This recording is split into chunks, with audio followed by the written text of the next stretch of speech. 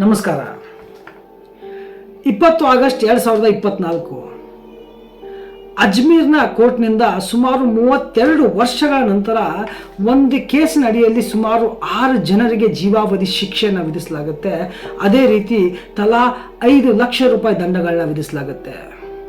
ಈ ಕೇಸಿನ ಹಿಂದೆ ಎಷ್ಟೋ ಜನ ಹೆಣ್ಣು ಮಕ್ಕಳ ಕಣ್ಣೀರಿನ ಕಥೆ ಇದೆ, ಎಷ್ಟೋ ಜನ ಹೆಣ್ಣು ಮಕ್ಕಳು ಅನುಭವಿಸಿದಂಥ ನರಕ ಯಾತನೆ ಇದೆ, ಎಷ್ಟೋ ಪಾಲಕರು ತಮ್ಮ ಮಕ್ಕಳನ್ನು ಶಾಲೆಗೆ ಕಳಿಸಬೇಕಾದ್ರೆ 1000 ಬಾರಿ ಯೋಚನೆ ಮಾಡಬೇಕು. ಆ ರೀತಿಯಾದಂಥ ಘಟನೆ ನಡೆದಂಥ ಕೇಸ್ ಇದು.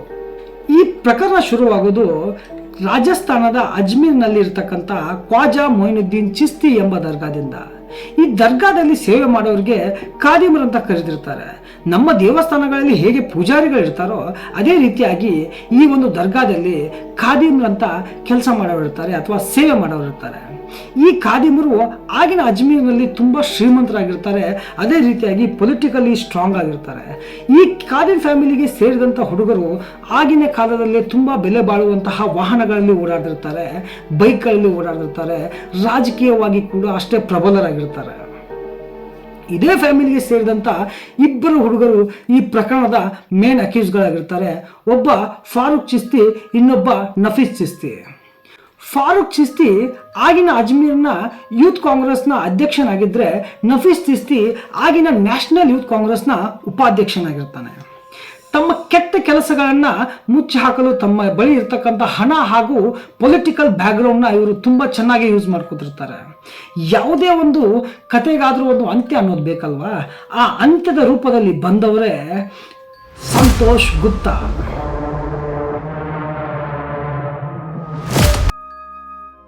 ಸಂತೋಷ್ ಗುಪ್ತಾ ಇವರೊಬ್ರು ಪತ್ರಕರ್ತರಾಗಿರ್ತಾರೆ. ಇದೇ ಅಜ್ಮೀರ್ ಸಿಟಿಯಲ್ಲಿ ಇರ್ತಕ್ಕಂತಹ ಒಂದು ಫೋಟೋ ಲ್ಯಾಬ್, ಅದೇ ಭರೋಸಾ ಫೋಟೋ ಲ್ಯಾಬ್ ಅಂತ. ಈ ಲ್ಯಾಬ್ಗೆ ತಮ್ಮ ವೈಯಕ್ತಿಕ ಕೆಲಸಕ್ಕಾಗಿ ಬಂದಿದ್ದಂತಹ ಸಂತೋಷ್ ಗುಪ್ತಾ ಅವರು ಅಲ್ಲಿ ನಡೆದಂತಹ ಒಂದು ಸೂಕ್ಷ್ಮ ವಿಚಾರವನ್ನು ಗಮನಿಸ್ತಾರೆ. ಅಲ್ಲಿ ಏನಪ್ಪ ಅಂದರೆ, ಒಬ್ಬ ಹುಡುಗ, ಇದೇ ನಫೀಸ್ ಹಾಗೆ ಫಾರೂಕ್ಗೆ ಸಂಬಂಧಪಟ್ಟಂಥ ಒಬ್ಬ ಹುಡುಗ ಬಂದು 4 ರೀಲ್ಗಳನ್ನ ತೆಗೆದುಕೊಂಡು ಅದಕ್ಕೆ ದುಪ್ಪಟ್ಟು ಹಣವನ್ನು ಕೊಟ್ಟು ಹೋಗ್ತಾನೆ. ಇದನ್ನು ಸೂಕ್ಷ್ಮವಾಗಿ ನೋಡಿದಂತಹ ಸಂತೋಷ್ ಗುಪ್ತಾ ಅವರಿಗೆ ಅನುಮಾನ ಶುರುವಾಗುತ್ತೆ.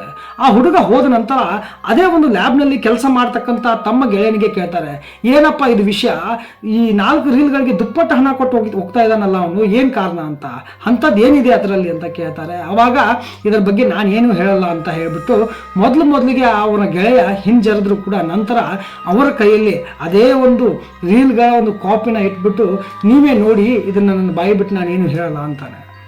ಅದೇ ಸಂದರ್ಭಕ್ಕೆ ಆ ರೀಲ್ಗಳನ್ನ ತೆಗೆದುಕೊಂಡು ಹೋಗಿ ನೋಡಿದಾಗ ಸಂತೋಷ್ ಗುಪ್ತಾ ಅವರೇ ದಿಗ್ಭ್ರಾಂತರಾಗಿ ಹೋಗ್ತಾರೆ. ಸಂತೋಷ್ ಗುಪ್ತಾ ಅವರು ಈ ಒಂದು ರೀಲ್ನಲ್ಲಿ ಇರ್ತಕ್ಕಂಥ ಕೆಲವೊಂದು ವಿಷಯಗಳನ್ನ ತಮ್ಮ ಪೇಪರ್ನಲ್ಲಿ ಪಬ್ಲಿಷ್ ಮಾಡೋಕ್ಕೆ ನಿರ್ಧಾರ ಮಾಡ್ತಾರೆ.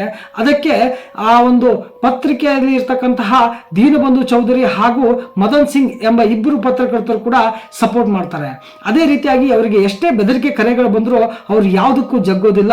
ಕೊನೆಗೆ 21 ಏಪ್ರಿಲ್ 1992ರಲ್ಲಿ ಆ ಪತ್ರಿಕೆಯಲ್ಲಿ ಈ ಒಂದು ಕೆಟ್ಟ ರಾಕ್ಷಸ ಕೃತ್ಯಗಳ ಫೋಟೋಗಳು ರಿವೀಲ್ ಆಗೇ ಬಿಡುತ್ತೆ.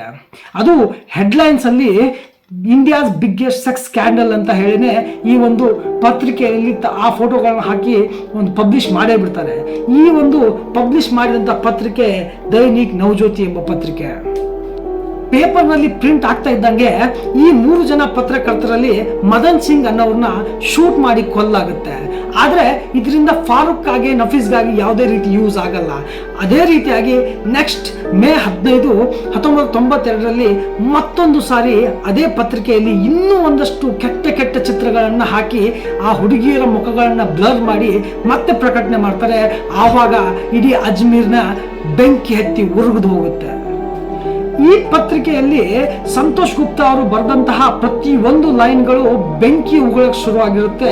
ಅದೇ ರೀತಿ ಆ ಬೆಂಕಿ ಫಾರೂಕ್ ಹಾಗೆ ನಫೀಸ್ನ ಸುಡ್ತಾ ಬರ್ತಿರುತ್ತೆ. ಆ ಪತ್ರಿಕೆಯಲ್ಲಿ ಬರೆದಂತಹ ಒಂದೊಂದು ಲೈನ್ಗಳು ಹೆಂಗಿರುತ್ತಪ್ಪ ಅಂದರೆ, ಆ ಒಂದು ಕರ್ಮ ಕಾಂಡದ ಪ್ರತಿಯೊಂದು ಇಂಚಿಂಚನ್ನು ಅದರಲ್ಲಿ ಬಯಲು ಮಾಡಲಾಗಿರುತ್ತೆ. ಸುಮಾರು 11ರಿಂದ 19 ವಯಸ್ಸಿನ ಒಂದು ಹಿಂದೂ ಹೆಣ್ಣು ಮಕ್ಕಳನ್ನ ಆ ಒಂದು ಲೈಂಗಿಕ ದೌರ್ಜನ್ಯ ಕ್ರಿಯೆಯಲ್ಲಿ ಈ ಫಾರೂಕ್ ನಫೀಸ್ ಯೂಸ್ ಮಾಡ್ಕೊಂಡಿರ್ತಾರೆ. ಇದೇ ಅಜ್ಮೀರ್ನಲ್ಲಿ ಸೋಫಿಯಾ ಸೆಕೆಂಡರಿ ಸ್ಕೂಲ್ ಅಂತ ಒಂದು ಪ್ರತ್ಯೇಕ ಹೆಣ್ಣು ಮಕ್ಕಳ ಶಾಲೆ ಇರುತ್ತೆ. ಈ ಶಾಲೆಯಲ್ಲಿ ಓದುತ್ತಿರುವಂತಹ ಒಬ್ಬ ಹುಡುಗಿಗೆ ರಾಜಕೀಯದಲ್ಲಿ ಬೆಳಿಬೇಕು ಅಂತ ಒಂದು ಆಸೆ ಇರುತ್ತೆ. ಆ ಆಸೆಯನ್ನು ತನ್ನ ಗೆಳೆಯನಲ್ಲಿಗೆ ಆ ಹುಡುಗಿ ಹಂಚಿಕೊಂಡಾಗ ಆ ಗೆಳೆಯ ಫಾರೂಕ್ ಹಾಗೆ ನಫೀಸ್ಗೆ ಆ ಹುಡುಗಿಯನ್ನು ಪರಿಚಯ ಮಾಡಿಕೊಡ್ತಾನೆ. ಪರಿಚಯ ಸ್ನೇಹ ಆಗುತ್ತೆ, ಸ್ನೇಹ ಪ್ರೀತಿ ಆಗುತ್ತೆ. ಈ ಗೋಮುಖ ವ್ಯಾಘ್ರನಂತಿದ್ದಂತಹ ಫಾರೂಕ್ನನ್ನು ನಂಬಿ ಆ ಹುಡುಗಿ ಹುಚ್ಚಿ ಆಗ್ತಾಳೆ. ಸೊ ಅವಳು ಬ್ಲೈಂಡ್ ಆಗಿ ಇವನನ್ನು ನಂಬ್ತಾಳೆ, ಇವನ್ನ ಹಚ್ಕೋತಾಳೆ. ಅದೇ ರೀತಿಯಾಗಿ ಅವಳಿಗೆ ನಾನು ನಿನಗೆ ಕೆಲವೊಂದಷ್ಟು ಫಾರ್ಮ್ಗಳನ್ನ ಕೊಡ್ತೀನಿ, ಇದನ್ನು ಫಿಲ್ ಮಾಡಿಕೊಡ್ಬೇಕು, ನಿನಗೆ ಈ ಪಕ್ಷಕ್ಕೆ ಸೇರಲು ಒಂದು ID ಕೊಡಬೇಕಾಗುತ್ತೆ, ಅದನ್ನು ನಿನಗೆ ನಾನು ಕೊಡ್ತೀನಿ ಅಂತ ಹೇಳ್ತಾನೆ. ಅದೇ ಸಂದರ್ಭಕ್ಕೆ ಈ ಹುಡುಗಿ ಅವನನ್ನು ಪೂರ್ತಿಯಾಗಿ ನಂಬಿರ್ತಾಳೆ. ಅವನು ಒಂದು ದಿವಸ ಕಾರ್ನಲ್ಲಿ ಬರಬೇಕಾದ್ರೆ ಈ ಹುಡುಗಿ ನಡ್ಕೊತ ಹೋಗ್ತಾ ಇರ್ತಾಳೆ. ಆ ಸಂದರ್ಭದಲ್ಲಿ ಅವನು ಆ ಹುಡುಗಿಯನ್ನು ತನ್ನ ಕಾರ್ನಲ್ಲಿ ನಿನಗೆ ಸ್ಕೂಲ್ಗೆ ಬಿಡ್ತೀನಿ ಅಂತ ಹೇಳಿ ಕೇಳ್ತಾನೆ. ಆವಾಗ ಆ ಹುಡುಗಿ ಆಯಿತು ಅಂತ ಹೇಳಿ ಎಷ್ಟಾಗಲಿ ಇವನು ನಂಬಿರ್ತಾಳೆ ಆ ಹುಡುಗಿ. ಆವಾಗ ಸುಮ್ಮನೆ ಆ ಕಾರ್ನಲ್ಲಿ ಹತ್ತು ಕೂತ್ಕೋತಾಳೆ. ಆದರೆ ಕಾರ್ ಹೋಗಿದ್ದು ಶಾಲೆಯಲ್ಲಿಗಲ್ಲ, ಅದು ಹೋಗಿದ್ದು ಅವನ ಫಾರ್ಮ್ ಹೌಸ್ಗೆ. ಫಾರ್ಮ್ ಹೌಸಲ್ಲಿ ಒಂದಷ್ಟು ಡಾಕ್ಯುಮೆಂಟ್ಸ್ ಇದೆ, ಅದನ್ನು ತೆಗೆದುಕೊಂಡು ಬರ್ತೀನಿ, ಬಾ ಇಲ್ಲಿ ಹೋಗಿ ಅಲ್ಲಿ ಹೋಗೋಣ ಸ್ಕೂಲಿಗೆ ಅಂತ ಹೇಳಿ ಕರ್ಕೊಂಡು ಹೋಗ್ತಾನೆ. ಆಮೇಲೆ ಅಲ್ಲಿ ನಡೆದಿದ್ದೇ ಒಂದು ನೀಚ ಕೀಚಕ ಹೊಲಸು ಕೃತ್ಯ. ಈ ಫಾರೂಕ್ ಆ ಹುಡುಗಿಯ ಮೇಲೆ ಬಲವಂತವಾಗಿ ಅತ್ಯಾಚಾರ ಮಾಡ್ತಾನೆ. ಅತ್ಯಾಚಾರ ಮಾಡುವುದಷ್ಟೇ ಅಲ್ಲದೆ ಅವಳ ಪ್ರೈವೇಟ್ ಫೋಟೋಗಳನ್ನ ತನ್ನ ಒಂದು ಹಳೆ ಕ್ಯಾಮ್ರಾದಲ್ಲಿ ಸೆರೆ ಹಿಡ್ಕೋತಾನೆ. ಆ ಫೋಟೋಗಳು ಮುಂದೆ ಯಾವುದಕ್ಕೆ ಯೂಸ್ ಆಗುತ್ತೆ ಅಂತ ಆ ಹುಡುಗಿ ಗೊತ್ತಿರಲ್ಲ. ಕೊನೆಗೆ ಆ ಹುಡುಗಿಯನ್ನು ಆ ಫೋಟೋ ಇಟ್ಕೊಂಡೇ ಇವನು ಬೆದರಿಕೆ ಹಾಕ್ತಾ ಬರ್ತಾನೆ. ಆ ಬೆದರಿಕೆಗಳಿಗೆ ಹೆದರ್ದಂಥ ಹುಡುಗಿ ಇವನು ಯಾವಾಗ ಹೇಳ್ತಾನೋ ಆವಾಗ ಅಲ್ಲಿಗೆ ಬಂದು ಹೋಗ್ತಿರ್ತಾಳೆ, ಆ ಫಾರ್ಮ್ ಹೌಸ್ಗೆ ಬಂದು ಹೋಗ್ತಿರ್ತಾಳೆ. ಆ ಫಾರ್ಮ್ ಹೌಸಲ್ಲಿ ಇಂಥ ಎಷ್ಟೋ ದುರಂತಗಳು ನಡೆದಿರುತ್ತವೆ. ಆನಂತರ ತಾನಲ್ಲದೆ ತನ್ನ ಸ್ನೇಹಿತರನ್ನು ಅವಳ ಮೇಲೆ ಅತ್ಯಾಚಾರ ಮಾಡುವಂತೆ ಇವನು ಪ್ರೇರೇಪಣೆ ನೀಡ್ತಾನೆ. ಅದನ್ನೂ ಸಹಿಸಿಕೊಳ್ತಾಳೆ ಆ ಹುಡುಗಿ. ಆನಂತರ ಇವನು ಮಾಡಿದ್ದೆ ಇನ್ನೊಂದು ಅತಿ ನೀಚ ಕೃತ್ಯ. ಅದೇನಪ್ಪ ಅಂದರೆ ಆ ಹುಡುಗಿ ಅದೇ ಫೋಟೋಗಳನ್ನ ಇಟ್ಕೊಂಡು ನೀನು ನಿನ್ನ ಗೆಳತಿಯರನ್ನು ಕೂಡ ಇಲ್ಲಿಗೆ ತಂದು ಬಿಡಬೇಕು ಅಂತ ಹೇಳ್ತಾನೆ. ಅದಕ್ಕೆ ಒಪ್ಪದ ಆ ಹುಡುಗಿ ನಾನು ಇದನ್ನು ಮಾಡೋಕ್ಕೆ ಸಾಧ್ಯನೇ ಇಲ್ಲ ಅಂದಾಗ ಆ ಹುಡುಗಿಗೆ ಇನ್ನಷ್ಟು ಚಿತ್ರಹಿಂಸೆಯನ್ನು ಕೊಟ್ಟು ಆ ಹುಡುಗಿನ ಒಪ್ಪಿಸೋ ಹಾಗೆ ಮಾಡ್ತಾನೆ.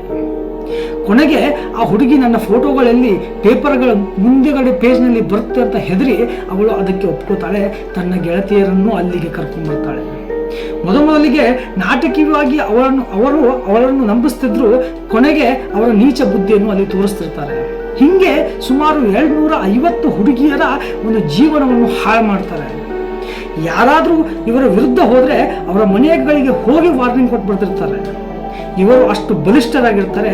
ಆ ರೀತಿಯಾಗಿ ಎಷ್ಟೋ ಜನ ಹುಡುಗಿಯರು ಕೇಸ್ ಕೊಡಕ್ಕೆ ಹೋದ್ರು ಆ ಕೇಸ್ಗಳನ್ನ ಈ ಲೈಂಗಿಕ ದೌರ್ಜನ್ಯವನ್ನು ಸಹಿಸಲಾರದೆ ಸುಮಾರು 6 ಜನ ಹೆಣ್ಣು ಮಕ್ಕಳು ಆತ್ಮಹತ್ಯೆ ಮಾಡಿಕೊಳ್ತಾರೆ. ಎಷ್ಟೋ ಜನ ಪೋಷಕರು ತಮ್ಮ ಮಕ್ಕಳೊಂದಿಗೆ ಊರನ್ನೇ ಬಿಟ್ಟು ಹೋಗ್ತಾರೆ. ಇನ್ನೂ ಕೆಲವೊಂದಷ್ಟು ಜನ ಕಂಪ್ಲೇಂಟ್ ಕೊಡೋಣ ಅಂತ ಹೋದರೆ ಅವರ ಮೇಲೆ ದಬ್ಬಾಳಿಕೆಗಳಾಗ್ತಾ ಇರುತ್ತೆ. ಹೀಗೆ ವಿಳಂಬ ಆಗ್ತಾ ಆಗ್ತಾ ಆಗ್ತಾ ಎಷ್ಟೋ ಸಾಕ್ಷಿಗಳು ನಾಶ ಆಗ್ತಾನೆ ಹೋಗುತ್ತೆ. ಹಂಗೋ ಹಿಂಗೋ ಮಾಡಿ 1992ರಲ್ಲಿ 18 ಜನ ಸಸ್ಪೆಕ್ಟ್ಗಳನ್ನ ಕೋರ್ಟ್ಗೆ ತರಲಾಗುತ್ತೆ. ಅದರಲ್ಲಿ 8 ಜನಕ್ಕೆ ಜೀವಾವಧಿ ಶಿಕ್ಷೆ ಆದರೂ ಮತ್ತೆ ಪುನಃ 8 ಜನಕ್ಕೆ ಜೀವಾವಧಿ ಶಿಕ್ಷೆಯಿಂದ 10 ವರ್ಷಗಳ ಶಿಕ್ಷೆ ಮಾತ್ರ ವಿಧಿಸಲಾಗುತ್ತೆ.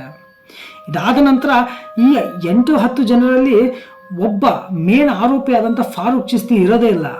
ಯಾಕಂದರೆ ಅವನೊಬ್ಬ ಮೆಂಟಲಿ ಅನ್ಸ್ಟೇಬಲ್ ಅಂತ ಆ ವಕೀಲ, ಅವರ ಪರ ವಕೀಲ ಅದನ್ನು ವಾದ ಮಾಡಿ ಅವನನ್ನು ಅಲ್ಲಿಂದ ಬಿಡಿಸ್ಕೊಂಡು ಬಂದಿರ್ತಾನೆ. ಕೊನೆಗೆ ಈ ಒಂದು ಫಾರೂಕ್ ಚಿಸ್ತಿ ಅರೆಸ್ಟ್ ಆಗಲೇಬೇಕು ಅಂತ ಹೇಳಿಬಿಟ್ಟು ರಾಜಸ್ಥಾನದಲ್ಲಿ ಮತ್ತೆ ಕ್ಯಾಂಡಲ್ ಹಿಡ್ಕೊಂಡು ಪ್ರತಿಭಟನೆಗಳು ಸ್ಟಾರ್ಟ್ ಆಗುತ್ತೆ.